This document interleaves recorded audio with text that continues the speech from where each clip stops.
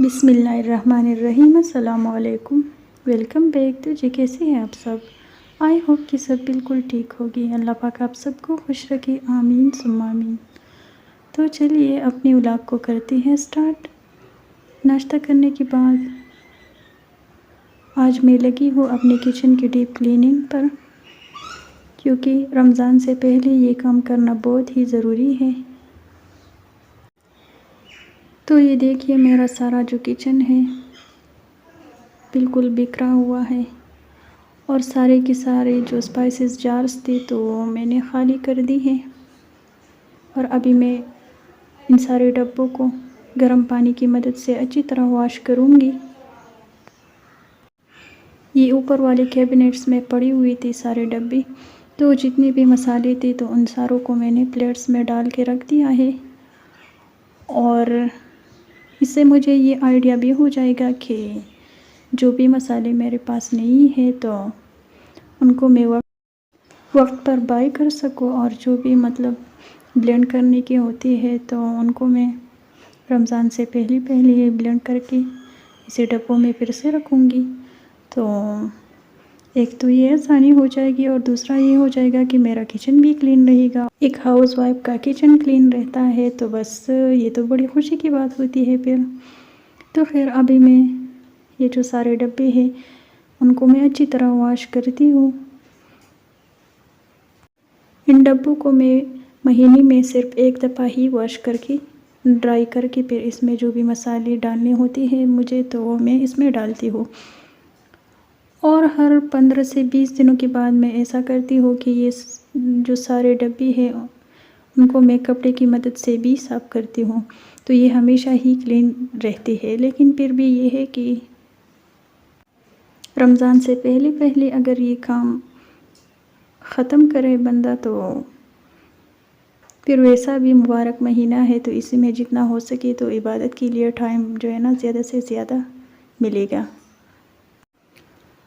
और आज मैं सारी किचन की क्लीनिंग नहीं करती हूँ, बल्कि मैं ऐसा करती हूँ कि मतलब हर रोज़ एक एक कैबिनेट में ओपन करके इसके जो सारे डब्बे वग़ैरह हैं तो उनको मैं वॉश करके फिर ड्राई करके इसको रखती हूँ, और फिर दूसरे दिन में थोड़ा सा और काम करती हूँ। तो इसी तरह मेरा जो किचन है ये 4 से 5 दिनों में बिल्कुल डीप क्लीन हो जाएगा।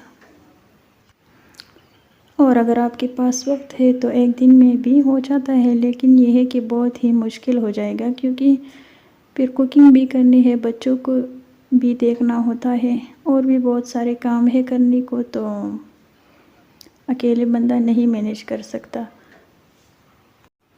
लेकिन मैं हर रोज़ थोड़ी थोड़ी क्लीनिंग करके बस 4 से 5 दिनों में इजीली अपने किचन को डीप क्लीन करती हूँ। हर बार मैं जब किचन को डीप क्लीन करती हूँ तो बस ऐसा ही करती हूँ। तो बस अभी मेरे जो सारे डब्बे वग़ैरह हैं वो अच्छी तरह वॉश हुए हैं, और नाश्ते के बर्तन को भी मैंने आज वॉश नहीं किया था, तो बस उनको भी मैं अभी वॉश करके रखती हूँ। तो बस सारे बर्तन मैंने इसी जाली में रख दिया है, और अभी मैं अपना जो किचन काउंटर टॉप है उनको भी मैं क्लीन करने की थोड़ी सी कोशिश करूँगी, और यहाँ पर ये जो दीवार है उनको भी मैं अच्छी तरह क्लीन करूँगी, और चूल्हे को भी डीप क्लीन करती हूँ। तो चूल्हे को भी मैं सिंपली बस जो भी डिश वॉश सोप है तो इसी की मदद से मैं इसको साफ़ करती हूँ। ये ज़रूरी नहीं है कि महंगी सोप्स का यूज़ किया जाए या कोई क्लीनर वगैरह, बस जो भी मेरे पास घर में मौजूद हो तो बस इसी से ही मैं चूल्हे की सफाई वगैरह करती हूँ।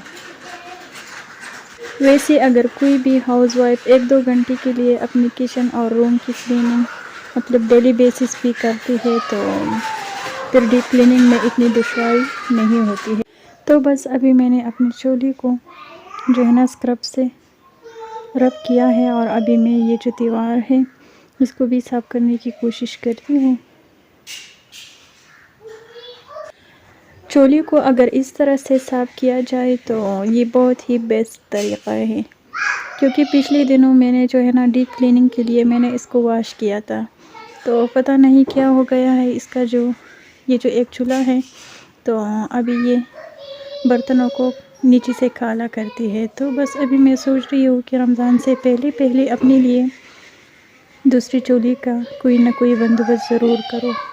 पहले इसको जो है ना स्क्रब की मदद से अच्छी तरह रगड़ लें, जो भी दाग धब्बा वगैरह है तो इसी से वो मिट जाएगा। और फिर 2 से 3 दफ़ा साफ कपड़े की मदद से इसको साफ़ करें।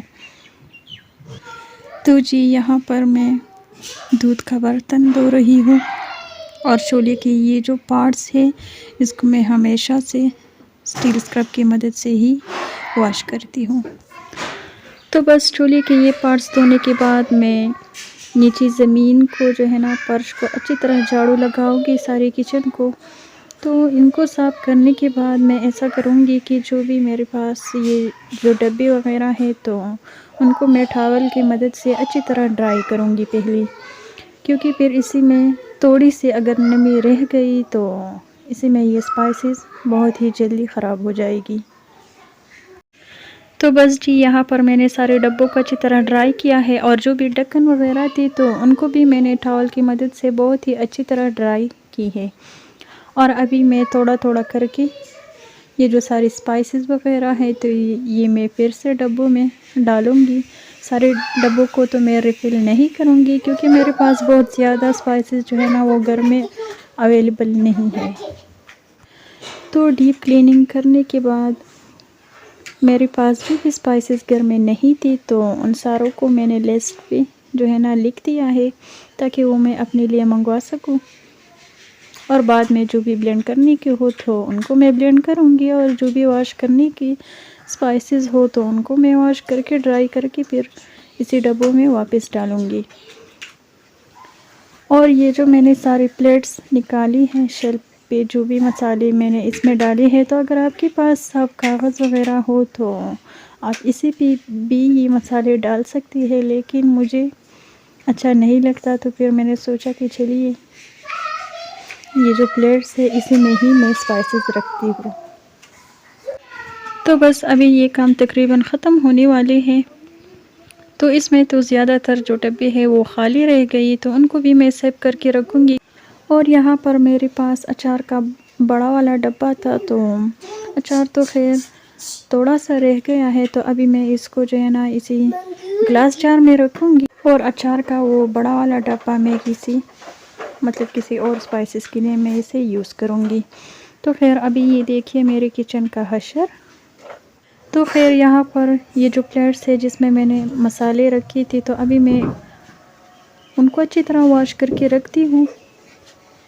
और इसके बाद मैं जो है ना अपनी कैबिनेट्स को अच्छी तरह साफ़ करूँगी और इसे मैं ऑर्गेनाइज़ करके आप लोगों को फिर दिखाती हूँ कि मैंने कैसे ऑर्गेनाइज़ किया है। आज की इस डीप क्लीनिंग में मेरी तकरीबन 2 घंटे लग गई थी।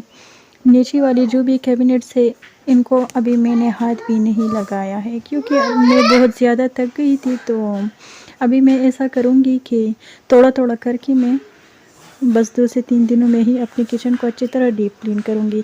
तो बस ये देखिए मेरी कैबिनेट का फाइनल लुक कि कैसे मैंने इन सारे डब्बों को ऑर्गेनाइज़ करके रख दिया है। तो इसी वाले कैबिनेट में मैं और स्पाइसेस नहीं रखूँगी।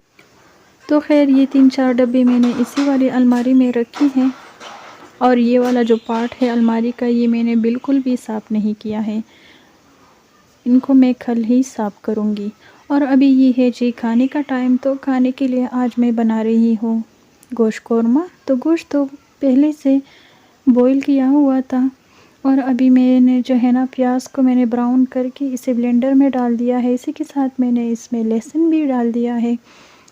और जी 1 कप दही में मैंने कौरमा मसाला को अच्छी तरह फेंट के इसे ब्लेंडर में ही ब्लेंड किया था।